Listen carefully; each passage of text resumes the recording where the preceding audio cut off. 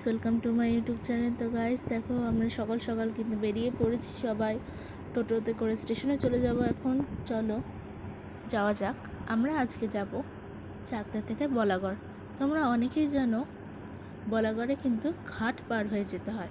তোমরা কি জানো বলাগড়ে কিন্তু ট্রেনে করেও যাওয়া যায়? দেখো, আমরা পালপাড়া থেকে কিন্তু নৈহাটি যাওয়ার উদ্দেশ্যে ট্রেনে উঠে পড়েছি। আমাকেও একটু দেখিয়ে নিলাম। ট্রেনটা কিন্তু খুব ফাঁকা ছিল।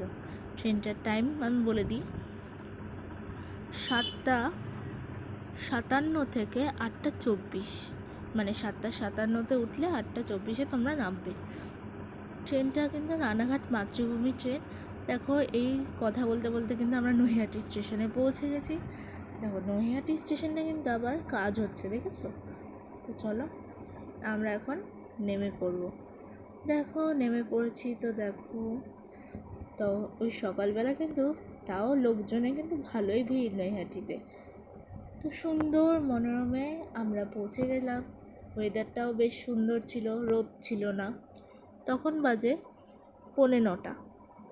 আবার আমাদের নেক্সট ট্রেন 9:07। দেখো, আমরা ট্রেনে কিন্তু উঠে পড়েছি। উঠেই সুন্দর একটা গঙ্গার উপর দিয়ে পার করছি। দেখো, আমি দেখছিলাম, দেখো তোমাদেরও দেখালাম। আশা করি ভালো লাগবে।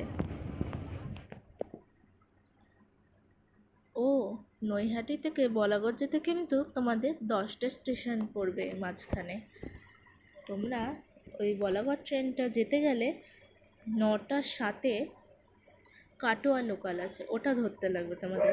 9:07 উঠলে 10টার সময় তোমরা পৌঁছে যাবে। দেখো, এখানে তো বসে আমি বোর হচ্ছিলাম, কিন্তু কিছু করার নেই। তাই, আর সত্যি কথা বলতে আমি কিন্তু একটাও ধারের সিট পাইনি।